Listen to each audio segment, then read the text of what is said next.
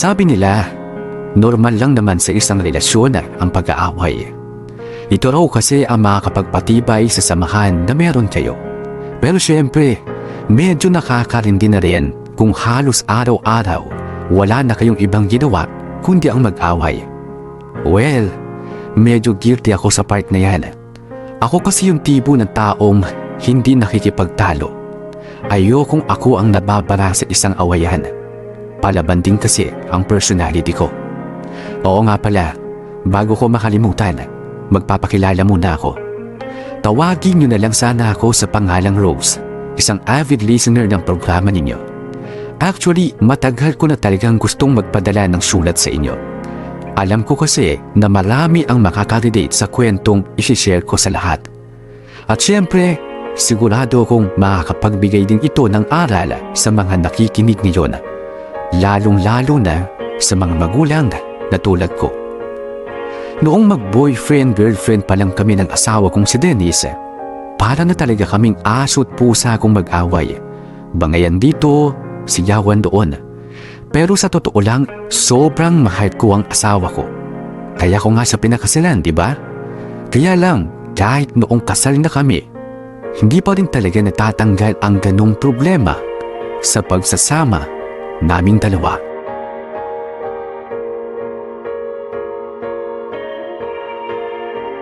Tagal naman ng lalaking yun. Gustong-gusto ko nang kumain ng manggang hilaw eh. Tawagan nga. O napakatagal pang sumagot ng phone. Nasaan ba tong lalaking to? Visit. Hello? Ano na? Nasaan ka na? Huwag mong sabihin nagtatanim ka pa ng puno ng mangga dyan. Eto na, malapit na po sa bahay. Sandali lang. Siguraduhin mo lang na malapit ka na dahil kanina pa ako naghihintay dito ah. Opo, madam. Hindi ka makapaghintay. Sige na. Dito na ako, bye. Bye. Ay, salamat. Nakauwi ka na rin. Akala ko natabunan ka na ng mga mangga eh. Naipit ako sa traffic eh. May nagbanggaan kasi kaya halos hindi na gumagalaw yung mga sasakyan. Oh, eto na yung mga pinabili mo. Kumpleto ba to? Baka naman mangga lang ang binili mo ah. Kompleto yan, syempre. Okay. Sabong panlaba, check. Shampoo at conditioner, check. Dishwashing liquid, check. Kumpleto nga. O, ito na ang pinakamahalaga sa lahat. Mangga. Kanino ko pa ito hinihingi? Ano to? Mangga. Ang tingin mo, mansanas? Bakit hinog? Hala? Manggang hilaw ang gusto ko. Manggang hilaw? Di ba sabi mo hinog? Hindi! Sige nga, paano ko to hahaluan ng bagoong alamang, ha? Ay, nakakabwisit ka naman eh. Sorry na. Ito na, bibili na lang ako. Wag na! Wala na ako sa mood. Tsaka sayang sa pera.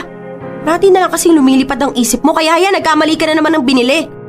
O ayan, ikaw kumain ng lahat yan. Wisit. Ba, ayos ka rin ah. Alam mo, sa isang bagay lang ako nagkamali. Kung magalit ka dyan, parang hindi ko nabili yung mga importante. Paano ako hindi magagalit? Alam mo namang ito ang pinaglilihian ko, di ba? Dapat ko tong kainin kasi itong hinahanap ng panlasa ko. Kaya nga lalabas ako ulit, di ba? Ako naman to nag-iinarte eh. At ako pa ngayon na nag-iinarte. Hello, hindi mo ba nakikita? Buntis ako oh. Kaya dapat lahat ng gusto ko ibibigay mo. Ang kaso, puro sakit ng ulong binibigay mo sa akin. Alam mo, pakiramdam ko mapapaanak ako sa'yo nung wala sa oras eh. Alam mo, huwag mo nga idahilan sa akin yung pagbubuntis mo. Ang sabihin mo, sadyang maarte ka lang. Porket nagkamali ng bili ng mangga, kung magalit ka dyan, parang ang laki-laki ng kasalanan ko. Alam mo, bahala ka na. Kung gusto mong kainin yan o hindi, wala akong pakialam. Diyan ka na. Hoy! Hoy! Bumalik ka nga dito, Dennis! Hoy! Sit! Ano? Okay ka na ba? Baka ikaw ang hindi pa din okay. Ikaw na nga itong nagkamali ng bili, ikaw pa itong mas galit sa akin. Mahal, pasensya ka na eh. Pagod lang talaga ako kanina kaya mabilis din yung pag-init ng ulo ko. At para sabihin ko sa'yo, buntis ang asawa mo. Sa tingin mo tama yung ginawa mo? Kaya nga nagsosorry ako, di ba? Sige na. Ganito na lang. Bukas sa bukas din, bibilihan kita ng maraming manggang ilaw. Kung gusto mo, magtatanim pa ako ng mangga dyan sa may bakod natin eh. Ano? Ewan ko sa'yo. Yeah, napatawa na kita. So, siguro naman pati na tayo. Wala lang naman yun, mahal. Siyempre sa isang buntis, mabilis talagang mag-init ang mga ulo namin, kaya pasensya na rin kanina. Pero sana mabawasan na din tong pagtatalo natin kapag lumabas na si baby, ha? Oh, bakit naman? Normal lang naman yun. Kung simpleng pagtatalo lang, normal lang. Pero napapansin ko na kasi na parehas nagkakasalubong ang mga galit natin eh. Tapos kapag nag-away pa tayo, sigawan kung sigawan. Mas maganda siguro kung babawasan na natin yun pagkapanganak ko. Oo naman, paniguradong mababawasan yung pag-aaway natin dahil syempre, makakasama na natin yung anghel natin. Kumbaga si Bibi yung magpapaalala sa ating dalawa na dapat maging magandang example tayo sa kanya, di ba? Talaga? Oo naman. Hindi ka na makikipagsabayan sa akin. Kung di mo ko susungitan, ka na kasi mag-alala, mahal. Alam ko naman na magiging magandang example tayo sa anak natin. Tsaka, hindi sa atin ibibigay ni Lord kung hindi tayo deserve na maging magulang niya.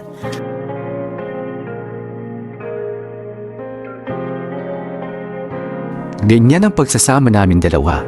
Mag-aaway, pero sa dulo, magkakaayos pa rin naman kami. Pero tulad ng sinasabi nila, iba na kapag mag-asawa at may anak na. Dahil sa palaki ng palaki ang mga responsibilidad, syempre, palaki na rin ng palaki ang mga gastusin. At alam naman natin na madalas na pinag-aawayan ng mag-asawa, pera. Kapag kulang ang budget, mabilis nag-iinit ang ulo ng lahat. Kaya kapag katapusan na ng buwan, ay nako Diyos ko, para ng Armalite ang bibig ko sa kakatala, lalo na sa anak ko, at lalo na rin sa asawa ko. Nakabusakot na ako habang nagkukwenta ng budget sa bahay dahil mataas ang kuryente, mataas ang tubig, may mga dapat bayaran na hindi naman kasama sa budget. Hay nako, kapag kasama niyo kami sa bahay, maaga kayong mabibingi sa pagtatalo naming mag-asawa.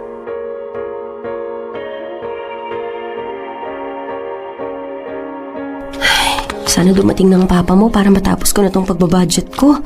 Ang sakit na ng ulo ko eh. Mama, patulong naman pa ako dito sa assignment ko. Ay, Charmy, ko na muna ang bahala dyan sa assignment at busy ako dito sa ginagawa ko. Dapat ngayon pa lang alam mo na kung paano gawin ang mga assignment at project na mag-isa ka lang. Pero... Nandito na ako. Ay, grabe traffic. Salamat at nakauwi ka na rin. Kanina pa kita hinihintay eh. Sumweldo ka na ba? Oh, sweldo agad yung ibubukon mo sa akin. Hindi mo man lang ba muna ako tatanungin kung kumain na ba ako, mga ganon? Dennis, tigilan mo ako. Kanina pa ako nagko-compute ng budget. Gusto ko na matapos para mabayaran na lahat ng dapat bayaran. Oo na. Salamat. Ano ulam? Nagugutom na ako eh. Nagluto po si Mama ng adobong manok. May kanin po dyan sa may kaldero. Sige. Magbibis muna ako bago kumain. Bakit ito lang, Dennis? Bakit parang kulang ang binigay mo? Dumaan muna kasi ako sa mall para bumili ng relo. Matagal na kasi akong gusto. Teka. Pakiulit na ang sinabi mo. Bumili ka na naman ng relo? Ano ka ba, kolektor ng relo? Mayaman ka ba para gawin yon? Ano ka ba? Regalo ko yun sa sarili ko. Ayos ah. Buti ka pa may regalo ka sa sarili mo. Paano naman ang budget natin ngayong buwan? Sobrang sakto lang to oh. Paano kung magkaroon tayo ng emergency? Ano, pare-parehas tayo magtititigan lang dito? Alam mong ingay mo. Bakit hindi ako mag-iingay? Gusto mo bang ipakita ko sa'yo kung ano-ano mga dapat nating bayaran para lang magising ka? Manahimik ka na nga! Hindi ka ba nahihiya sa anak mo? Panay ang talak mo dyan na wala namang katuturan. Parang bumili lang naman ako ng relo para sa sarili ko galing sa perang pinagtrabahuan ko, ganyan ka na ako makapag-react. Aba, dapat nga magpasalamat ka pa dahil nagbibigay ako. Hindi ka tulad ng ibang mga asawa dyan na wala nang nabibigay para sa bahay. At talagang gusto mo pa ako magpasalamat? Ikaw kaya mag-budget para maintindihan mo kung saan nanggagaling ang inis ko sa'yo. Ewan ko sa'yo. Wala na ako ng ganang kumain. Papahinga na lang ako. O, yan ka na naman! Diyan ka magaling eh! Diyan, sa pag-walkout mo! Ay, naku naman talaga. Kahit kailan sakit sa ulo yung tatay mo eh. Ma, bakit po kayo parating nag-aaway ni Papa? Kasi matigas ang ulo ng papa mo. Hindi po ba kayo pwedeng mag-usap ng hindi nagsisigawan? Nako anak, sinasabi ko sa'yo, sa ugali ng papa mong yan, hindi mo pwedeng idaan yan sa malumani na usapan. Bakit po yung magulang po ni Fatima? Nagkukwento po siya sa akin na kahit kailan daw po, hindi niya narinig na nagsisigawan yung mga magulang niya. Bakit po kayo ni Papa hindi ganun? Ano ba naman tong batang to? Alam mo, mas maganda kung tapusin mo na yung assignment mo para makatulog ka na. Sige na, yan na lang atupagin mo. Opo. Yung anak mo kanina, nagtanong kung bakit parati raw tayo nag-aaway at nagsisigawan. Hindi ko alam kung paano ko sasagutin ang tanong niya. Naiingayan na yung bata sa ating dalawa. Lakas ba naman ang boses mo nang umabot hanggang sa kabilang barangay? Talagang maiingayan yung bata. At paano ko rin naman hindi lalakasan ang boses ko? Eh hindi kasi pumapasok dyan sa utak mo ang mga sinasabi ko. Kaya yan, parati na lang tayo nag-aaway. Hindi mo kasi inaayos ang mga ginagawa mo eh. Katulad niyan. Matutulog na nga lang tayo, tatalaka mo pa ako. Eh para kasing sa akin mo pa sinisisi kung bakit nagtatanong ng gano'n ang anak natin. Para sabihin ko sa'yo, hindi lang ako may mali dito, ha? May sinabi ba akong ikaw lang? Ang sinasabi ko rito, yung boses mo kasi. Parang megaphone sa lakas. Alam mo, subukan mo kayo makipag-usap sa akin na mahinahon para maayos din tayo nag-uusap. Ay nako, sa'yo? Uubrang mahinahon ng pakikipag-usap? Ay, imposible yun, Dennis. Ang dapat sa'yo sinisigawan mismo sa tenga. O sa'yo. Usapin mo na lang yung sarili mo. Gusto ko na magpahinga kaya please lang tama na sa sermon, okay? Pagsawa ka na dyan sa boses mo. Matutulog na ako. Aminado naman ako, minsan, sumusobra na rin ang bibig ko. Hindi ko matansya ang mga sinasabi ko. Ganon kasi talaga akong tao. Medyo hasal nga lang dahil katulad ko rin naman ng asawa kong si Dennis. Kaya ano pa ba ang aasahan nyo? E di araw-araw parang may gera sa bahay dahil sa aming dalawa. Madalas nga, kapag medyo nagtatalo na kami, nakikita kong pasimpleng umaalis si Charm para hindi na niya marinig pa kung ano ang pinag-uusapan namin. Hindi ko naman masisisi ang anak namin. Kahit sino naman, talagang maririndi na sa araw-araw na pagtatalo namin ni Dennis. Hindi lang talaga namin matansyang isa't isa kapag nakakapikunan. Lalo na kapag pera ang pinag-uusapan. Ewan ko naman kasi sa asawa kong to. Hindi marunong makinig. Ang gusto niya, siya ang parating masusunod. At syempre, ang gusto ko naman, ako ang masusunod. Kaya ano pa ba ang susunod na mangyayari? E di ang lahat, mauuwi na naman sa pag-aaway.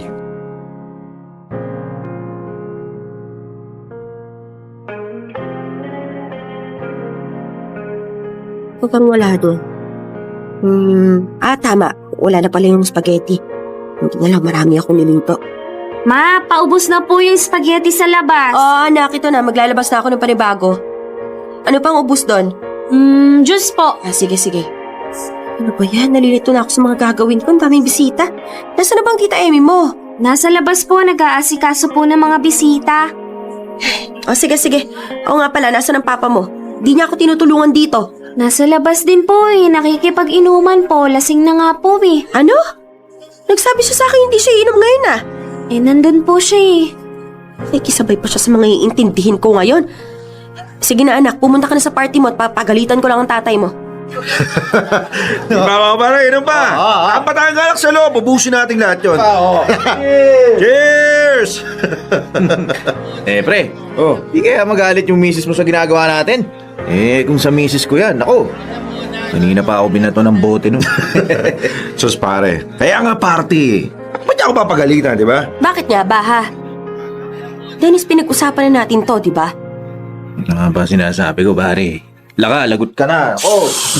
Ano namang masama sa ginagawa namin, ha? Nagiinuman lang naman kami. Oo nga, nagiinuman kayo at pumayag ako.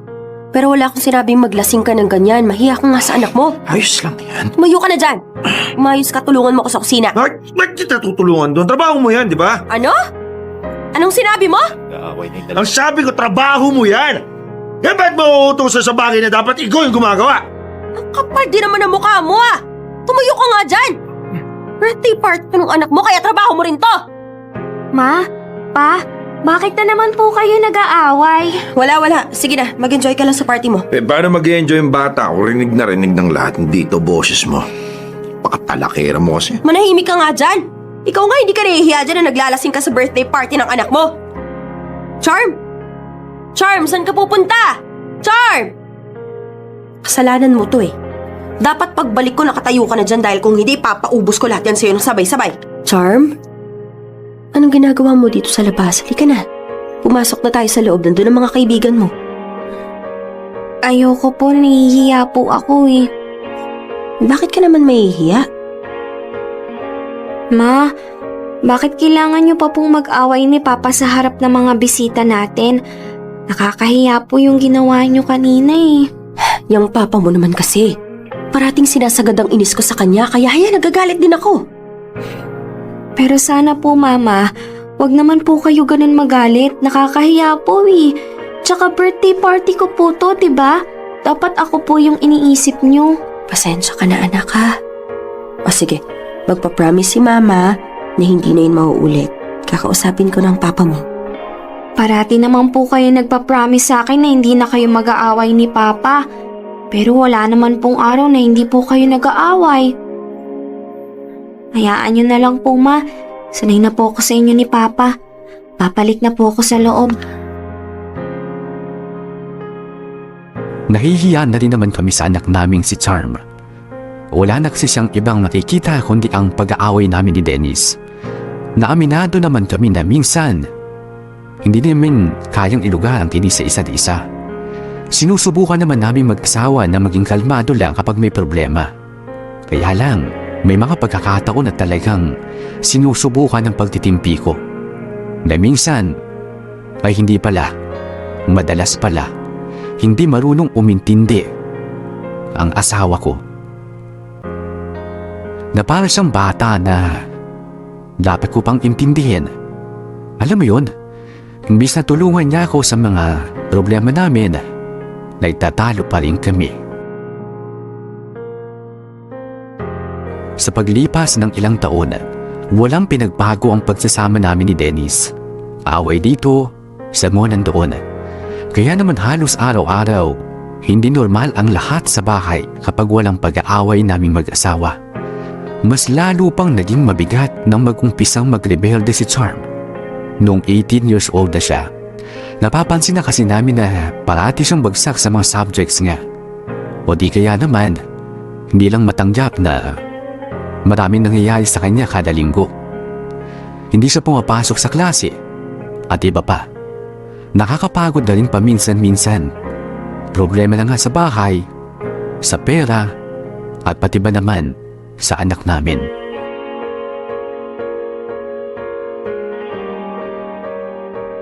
Ano to? Bakit ganito ang mga grades mo? Ganyan ang binigay sa akin ng professor ko eh. Ano magagawa ko? Ano namang klaseng sagot yan? Malamang ganito ang ibibigay sa'yo ng mga professor mo dahil ito rin naman ang binibigay mo sa kanila. Ano bang nangyayari sa'yo, ha? Kung sisermonan niyo lang ako ngayon, inaantok ako at gusto kong matulog. Hoy! Bumalik ka rito! Hindi pa tayo tapos mag-usap! Po! Anong po ka dyan? Ipaliwanag mo to sa akin. Ayoko nang ginagawa mo sa pag-aaral mo, ha? Nagpapabaya ka na! Mababa lang naman, May. Wala naman akong iuulit na subject. Aba, sa tingin mo matutuwa ako dyan sa sinabi mo? Wala ka mang iuulit na subject, halos lahat mababa ang grades mo! Pwede ba, Ma? Huwag niyo akong sermonan tulad ng paninermon niyo kay Papa. Konting-konti na lang matatamaan ka na sa akin. Huwag mo akong pagsasalitaan ng ganyan! Ano ba nangyayari dito? Abot labas yung boses yung dalawa. Paano kung hindi sa sermonan niyang bata na yan at tingnan mo! Tingnan mo ang grades niya! Halata nagpapabaya sa pag-aaral, oh! Tignan mo! Ano nga? Sus, alam mo OA ka lang eh. Hindi naman ganun kababa. O sige, konsintihin mo ang ginagawa ng anak mo. Tama yan. Igaya mo sa'yo. Alam mo, kasalanan mo rin to eh. Oh, bakit naging kasalanan ko? Ako ba nag-aaral? Di naman, di ba? Paano wala kang pinapakita dyan sa anak mo kung di ka tamaran? Kaya yan, nagtatamad-tamaran din sa pag-aaral. Ayos ah. Ako pa pala tamad ngayon sa ganitong lagay. Alam mo kung anong problema sa'yo? Kahit nakikita mo naman na ginagawa naman ng lahat ng taong yun sa paningin mo, kulang na kulang pa rin sa'yo. Kasalanan mo rin naman kung bakit parati ka nadidismaya. Hindi ka kasi makontento.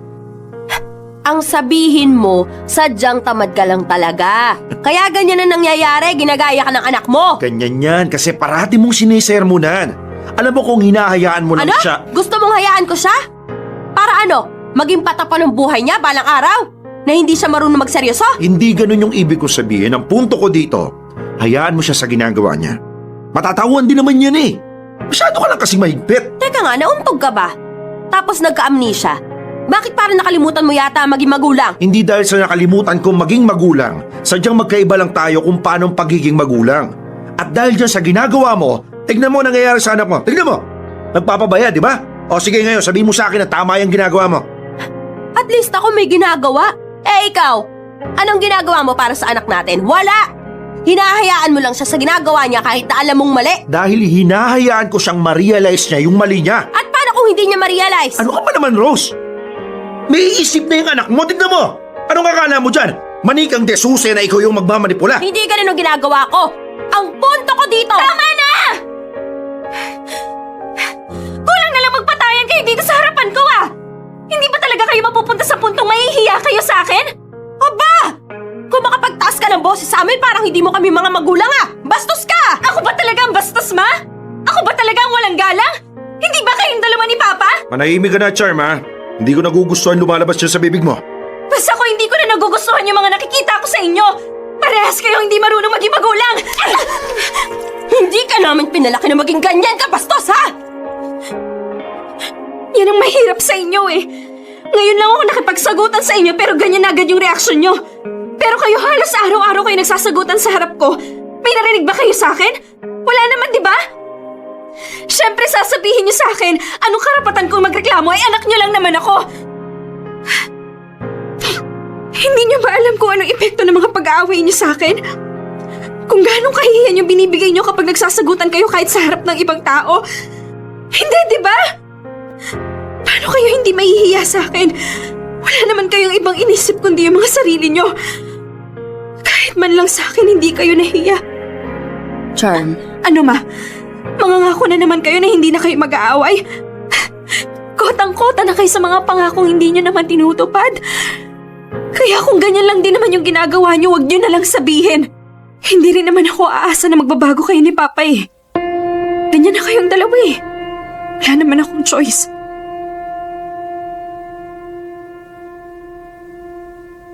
Para akong nabuhusan ng malamig na tubig na mga oras na yon. Wala kaming kaalam-alam ni Dennis na gano'n na pala ang nagiging epekto ng lahat kay Charm. Hindi namin inakala na may matagal na palang kinikimkim na sama ng loob ang anak namin sa amin dalawa. Pagkatapos ng pagtatalong yun, ilang araw kaming hindi kinikibo ni Charm.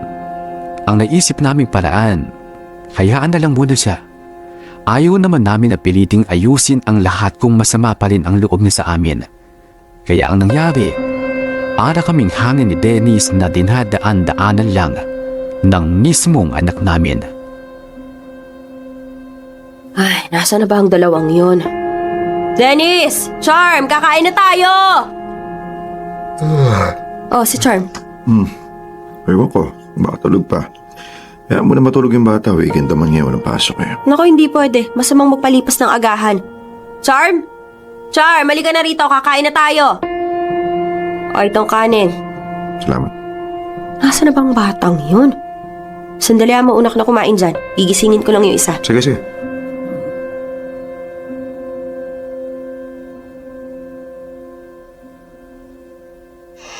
Charm! Gising na! Ay, anak, gumising ka muna dyan. Alam kong weekend ngayon, pero kailangan mo bumangon para kumain ng agahan. Matulog ka na lang ulit. Charm? Gising na! Charm! Charm! Charm, gumising ka dyan. Hindi magandang biro to, ha, anak? Charm! Dennis? Dennis! Bakit? Ayaw gumising ni Charm. Ano? Charm! Charm, gumising ka dyan, Charm! Charm! Teka, tatawag lang ako tricycle sa labas, ha? Dadalhin natin siya sa ospital. Diyan ka lang! Anak, ano ba nangyari sa'yo, anak? Gising na. Gumising ka na. Ay, mabuti naman at nakabalik ka na. Dinala mo ba yung mga pinadala ko? Oo, kompleto na yan. Si Charm, kamusta? Ayan, hindi pa nagigising. Ano sabi ng doktor? Maayos na kalagayan niya. Buti na lang naagapan natin dahil... Alam mo, mahalaga. Sa maayos na siyang kalagayan. Charm, anak. Anak, kumusta ng pakiramdam mo? Ayos na po. Ang sabi ng doktor, kailangan mo munang magstay dito ng ilang araw hanggang sa maging okay ka na. Ngayon, baka pwede na tayo mag-usap. Anak, bakit mo ginawa yun? Anak, kausapin mo kami. Bakit kinailangan mong mag-overdose ng sleeping pills, ha? Bakit? Kailangan mong ilagay sa peligrong buhay mo. Magsabi ka naman, anak. May pinagdadaanan ka bang problema? Kasi kung meron... Kung hindi ko pa gagawin yun, hindi niyo pa ako magagawang tanungin kung may problema ako. Kung okay lang ba ako. parati na lang kayong walang pakialam sa akin. Anak, hindi totoo yan. Anak ka namin. Kaya paano mangyayari na wala kaming pakialam sa'yo? Hindi ba talaga totoo? Dahil sa ginawa ko ngayon ko lang kayo nakitang hindi nag-aaway o nagtatalo man lang. Ngayon ko lang naramdaman na nag-aalala kayo para sa akin, na mahalaga rin ako sa inyo. Parati ko na lang kasing nararamdaman na nag-iisa lang ako.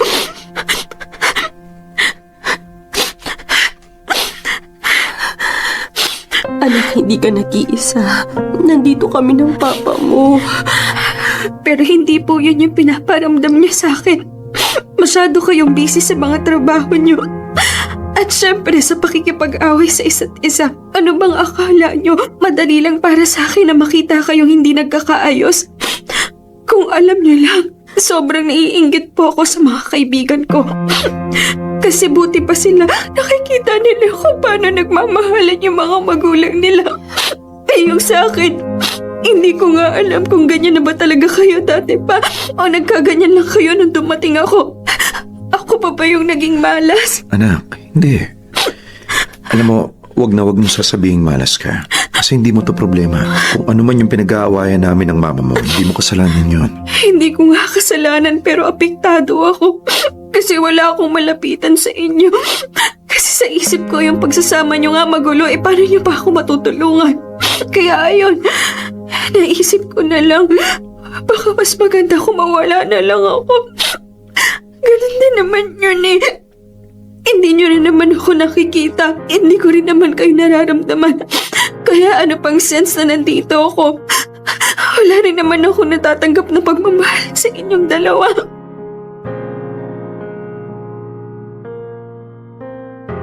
Parang yun na ang naging turning point namin ni Dennis para ayusin ang dapat ayusin. Kahit na parati kami nag-aaway, mga magulang pa rin kami. Kahit kailan, hindi namin ginusto na may mangyari sa nag-iisang dahilan kung bakit matibay pa rin ang pamilya namin. Na sa kabila ng mga pagtatalo at hindi pagkakaintindihan, ni isang beses, hindi namin naisipan ni Dennis na maghiwalay. Dahil kung gagawin namin yun, paano na lang si Charm? Paano na lang ang pamilya namin? Kaya't hanggat maaga pa, nagbago kami ni Dennis. Inayos namin ang mga dapat ayusin. Oo, sa una hindi naging madali ang lahat. Pero para sa anak namin, gagawin namin ang lahat. Huwag lang siyang mawala sa amin.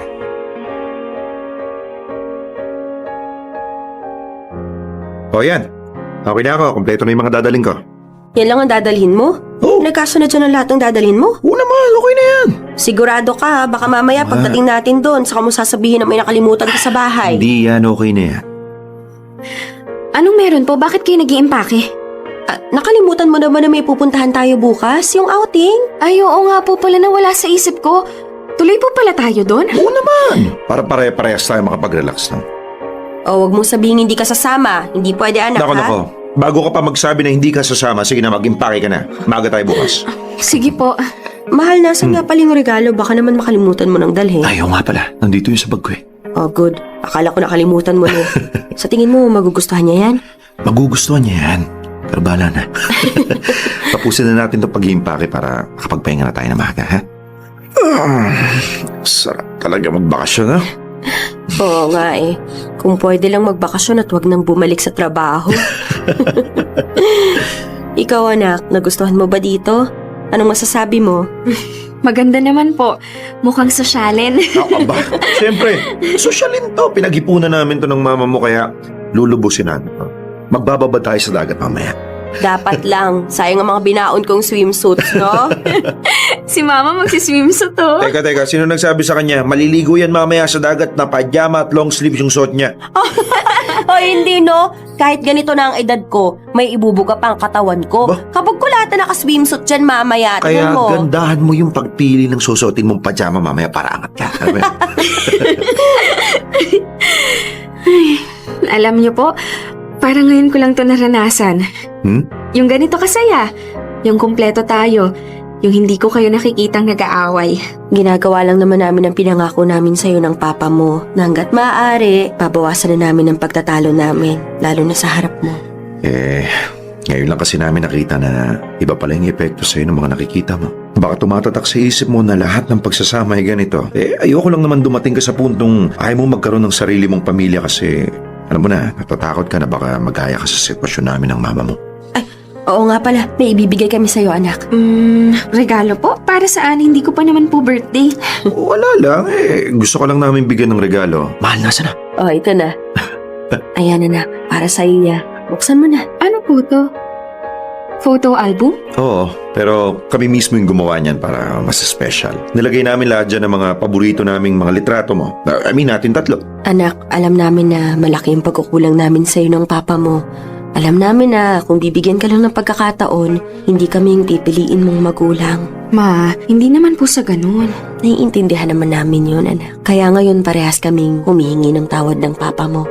At syempre, parehas kaming unti-unting babawi sa'yo kasi mahal na mahal ka namin. At dahil ang totoo niyan, ikaw yung dahilan kung bakit nandito pa rin kami ng mama mo. Well, kung kaming dalawa lang, baka matagal na namin sinukuhan ng isa't isa. Pero parang ikaw yung tulay na nagdudugtong sa aming dalawa. Salamat po, Mama, Papa. Sorry rin po kung nagkulang din po ako bilang isang anak sa inyo na may mga ginawa po ako na hindi naman talaga dapat. Pinag-alala ko pa po kayo. Kasalanan din naman namin yun. Basta wag mo nang uulitin yun, ha? Magmula ngayon, wala nang awayan. Okay? Okay po. Yes, boss. Paunti-unti, kaya naging maayos na ang lahat. Nabawasan ang mga pag-aaway at parang biglang naging peaceful sa bahay namin. Ang sarap pala ng ganun. Yung walang sigawang nangyayari dahil nakakapag-usap ng maayos at mahinahon. Sabi ko nga, sana noon pa lang ginawa na namin yun ni Dennis. Kaya di sana hindi kami aabot sa puntong muntik nang mawala sa amin ang anak namin. Sana nakapagbigay ng aral ang simpleng kwentong ibinahagi ko sa inyo. Sana ito rin ang maging daan para mamulat ang mga magulang na katulad namin tungkol sa epekto ng lahat sa anak natin.